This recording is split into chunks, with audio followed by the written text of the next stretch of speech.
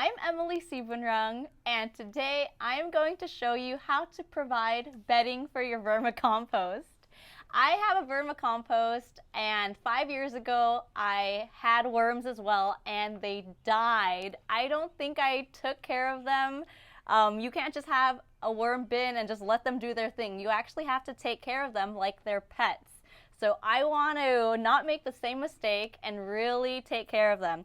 So I was doing a little bit of research, and I know in the worm bin, worms need bedding, and I really wasn't sure what bedding was. Like, is it dirt? Is it the food scraps? Like, what is bedding? So I did some research, and I found out that bedding is really important, and that it's 50% of the worm's food source. So the different types of beddings you can use for the worms is cardboard, something that's high in carbon, and something that can hold moisture. They also recommended coconut coir, peat moss, dry leaves, even though dry leaves don't hold moisture very well, but they recommended that on the website I saw. And then also, if you already have egg cartons, which I have a lot of, we eat a lot of eggs out here, this is great for worm bedding. So I also have this brown paper that's used in packaging when we get shipments in boxes. So I'm going to be using this. And all you have to do is break it into little pieces, like shred it. And then after I tear all this up into pieces, I'm going to show you how to put it in the worm bin.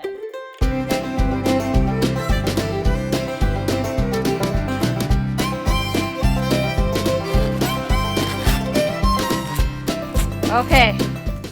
So I think we've got enough bedding in here. Now let's head to the worm bin. Before we put the bedding in the worm bin, you want to make sure that it's actually moist. All I'm going to do is get this wet.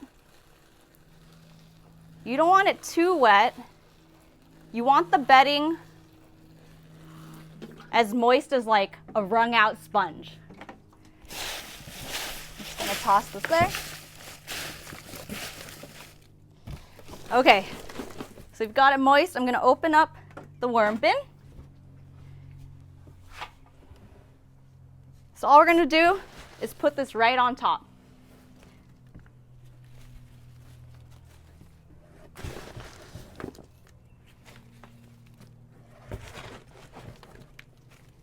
And because the weather is getting warmer out here in Southern California, it's really important to make sure the bedding stays moist for the worms. And another thing, you want to make sure that your bedding isn't all clumpy, or else the decomposition will be anaerobic and you want oxygen flow through the bedding. So I'm declumping here, make sure it's nice and airy. This also helps prevent sunlight from coming in when you open up the bin. And there you go. It's as simple as that. As you can see, I like to recycle the things I have around the house, like egg cartons, scraps of paper bags, and cardboard boxes. Now the worms are going to have restful sleep, and I'm one step closer to keeping them alive and well.